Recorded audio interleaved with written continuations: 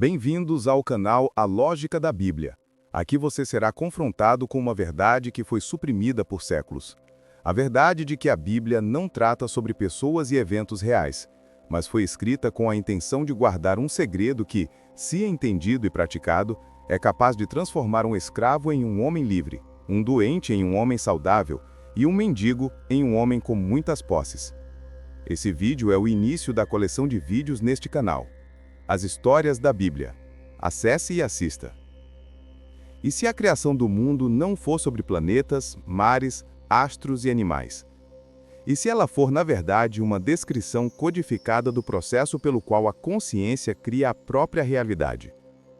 E se, no princípio, Deus criou os céus e a terra, não estiver falando sobre um universo físico, mas sobre o instante em que você desperta para o poder criador dentro de si? Imagine por um momento, e se o Gênesis não fosse um relato de como o mundo começou, mas sim um mapa de como o seu mundo começa? Todas as vezes que você pensa, sente, imagina e assume um estado interno. E se cada dia da criação fosse um passo psicológico, um estágio específico da transformação da mente, um manual secreto ensinando como manifestar a realidade interna em forma de mundo externo? Essa é a pergunta que ninguém ousa fazer. E é exatamente aqui que começa o mistério.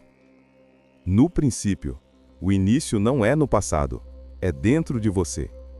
Quando o texto diz "no princípio", ele não está apontando para um passado distante, ele está dizendo no princípio de qualquer manifestação, no início de qualquer mudança, no nascimento de qualquer novo estado mental, existe um momento silencioso de concepção. Esse é o verdadeiro princípio, um instante em que você imagina algo e acredita que aquilo é possível. Esse é o momento em que a criação do mundo começa, não do mundo lá fora, mas do seu mundo, que se ajusta ao estado que você assume.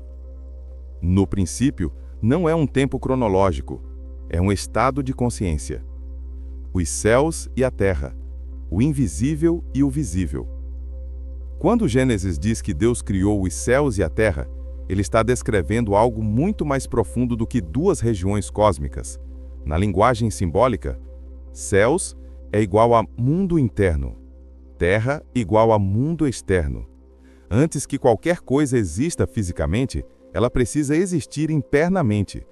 Tudo começa no céu da sua mente. Tudo se materializa na terra da sua experiência.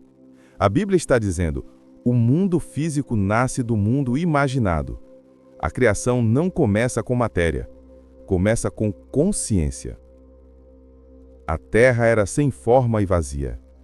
Esse é o estado em que todo ser humano já esteve. Confusão, falta de direção, sensação de vazio, vida sem estrutura, pensamentos caóticos. Nada parece fazer sentido. Esse vazio não é o universo primitivo, é a mente humana antes de assumir um propósito. E então vem a frase seguinte: e havia trevas sobre a face do abismo. As trevas não são escuridão literal, são falta de visão. O abismo é aquela sensação de profundidade emocional onde você não enxerga saída, não vê caminho e parece que tudo está oculto. Mas é justamente nesse estado que o texto diz: e o Espírito de Deus se movia sobre a face das águas. As águas simbolicamente representam a imaginação, sempre fluida, sempre capaz de refletir o que é colocado nela. Mesmo quando tudo parece caos, algo dentro de você está se movendo, esperando apenas uma direção. E haja luz. O primeiro ato de criação. E então vem o comando mais poderoso que já foi pronunciado: haja luz. Mas presta atenção, a luz só aparece no primeiro dia. O sol e a lua só serão criados no quarto dia. Isso significa que essa luz não é física, é outra coisa. É a luz da consciência, da percepção, da clareza, da intenção. Haja luz significa que eu saiba o que quero, que eu enxergue a direção, que o propósito fique claro dentro de mim. Esse é o primeiro passo de qualquer criação mental. Clareza. Sem clareza, nada existe. Com clareza, tudo começa. O primeiro dia, a separação entre luz e trevas. O primeiro dia termina com Deus separando a luz das trevas. Essa separação é simbólica. Luz é igual à visão do estado que você quer viver. Trevas é igual a crenças antigas, confusão, passado emocional. A criação só avança quando você distingue quem eu quero ser de quem eu tenho sido. É o momento em que você percebe: eu não sou minha história. Eu sou o meu estado atual e eu posso escolher outro. Esse é o primeiro dia da criação interna, o dia em que você desperta. O segundo dia, o céu entre as águas, o controle da imaginação. Aqui Deus separa as águas de cima das águas de baixo, criando o firmamento, o céu simbólico. O que isso significa psicologicamente? É o momento em que você começa a controlar sua imaginação. Águas de cima é igual à imaginação disciplinada. Águas de baixo é igual à imaginação caótica, emocional, reativa.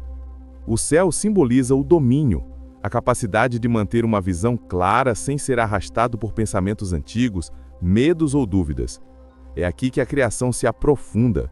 Você coloca a sua atenção em cima, que é onde sua realidade realmente nasce. O terceiro dia, a terra aparece.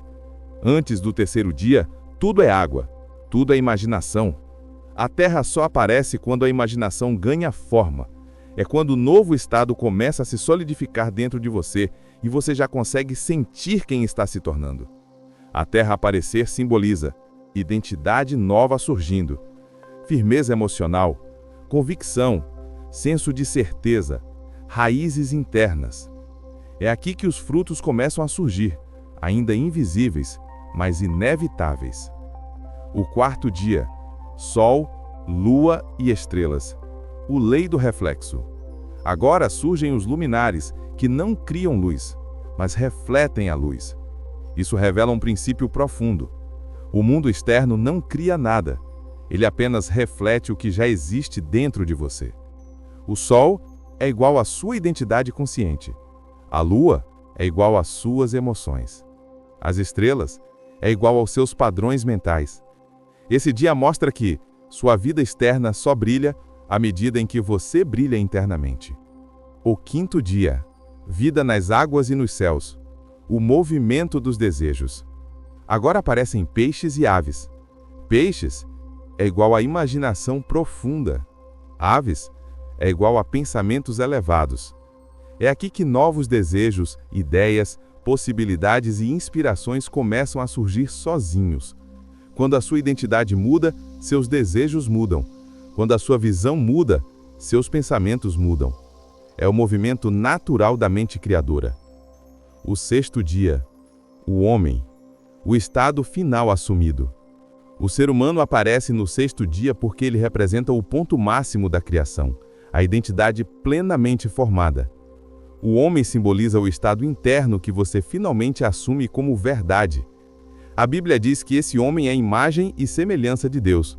Ou seja, imagem é igual a imaginação. Semelhança é igual a expressão. Homem é o estado em que você se torna criador consciente da sua própria realidade. O sexto dia é você afirmando: eu sou aquilo que declarei ser. O sétimo dia, o descanso do já aconteceu. Finalmente Deus descansa, mas não porque está cansado. Deus descansa porque a criação está concluída internamente e agora o externo apenas seguirá o interno. Descansar significa: eu não duvido mais, eu não fico procurando sinais, eu sei que já está feito. Esse descanso é o selo da manifestação. É quando o mundo externo começa a sua transformação inevitável. A criação não termina no mundo físico, ela termina na mente, quando você garante que o estado está estabelecido. Façamos o homem à nossa imagem. A hora em que você se cria a si mesmo. E então surge o verso que muda tudo. Façamos o homem à nossa imagem. Se você ouvir isso como um evento histórico, perde a chave. Mas se ouvir como uma fórmula da consciência, tudo muda. Aqui, Deus é a própria consciência criadora dentro do ser humano. E fazer o homem significa estruturar dentro de si um novo estado de ser. É aqui que o Pai interior, o Eu Sou, cria um novo homem, que não é um corpo, mas um estado mental. O homem confiante, o homem próspero, o homem renovado, o homem curado, o homem disciplinado, o homem que sabe para onde está indo. A criação do homem é a criação de uma identidade interna. Tudo que você vive no mundo exterior nasce antes como um personagem dentro de você. O homem criado à imagem de Deus é o estado mental que você assume com fé e firmeza. E por isso o texto diz: e dominai. Dominar o quê? Não animais reais, mas os impulsos, emoções, pensamentos e crenças. As aves do céu, peixes do mar e animais da terra representam níveis da mente. Peixes, ideias profundas, crenças guardadas no inconsciente. Aves, pensamentos rápidos, voando acima. Animais, impulsos imediatos, instintos, reações. O homem domina a criação quando domina sua própria mente. A verdadeira criação do ser humano não é corporal, é psicológica. É quando suas crenças deixam de controlá-lo e você passa a controlar suas crenças. O sétimo dia, o descanso do já aconteceu. E então vem o ponto mais mal compreendido de todo o Gênesis. O sétimo dia, o descanso. Descansar não é parar de criar, é parar de duvidar. É o momento em que você assume: eu já criei. Já é real, já existe no invisível. O sétimo dia é quando a pessoa entra no estado final e permanece lá, mesmo que o mundo ainda não reflita isso. Por isso, o descanso é sagrado, porque é nele que você para de olhar para o resultado externo, para de pedir, para de se desesperar, para de tentar ver para crer e simplesmente aceita a realidade interna como fato. O descanso é a fé madura. É o instante em que a criação termina, não porque o mundo acabou, mas porque a sua decisão interna foi selada. O resto agora é consequência natural. A criação não termina no mundo físico, ela termina na mente, quando você garante que o estado está estabelecido. E se o Gênesis fosse um manual de transformação pessoal disfarçado? Agora imagine esse cenário por um instante. E se os antigos soubessem que as massas não estavam prontas para entender que a realidade externa é um reflexo da interna? E se eles precisassem esconder esse conhecimento em histórias simples, para que apenas quem tivesse profundidade percebesse o código? O Gênesis fosse, na verdade, um mapa mental, um guia para recomeços, mudanças de vida e criação consciente. Cada elemento deixa de ser histórico e se torna simbólico. Luz, clareza mental. Firmamento, separação entre emoção e consciência. Terra, estabilidade interior. Árvores e frutos, ideias e resultados. Sol e lua, razão e intuição. Animais, impulsos internos. Homem, identidade assumida. Descanso, fé no estado criado. Um processo completo de recriação da mente humana. O Gênesis não fala apenas do início do mundo, fala do início de cada novo você. O mundo que você vê hoje é o Gênesis de ontem. Se você for honesto consigo mesmo, admite. Tudo que você vive hoje nasceu de algo que você aceitou dentro de si, consciente ou não.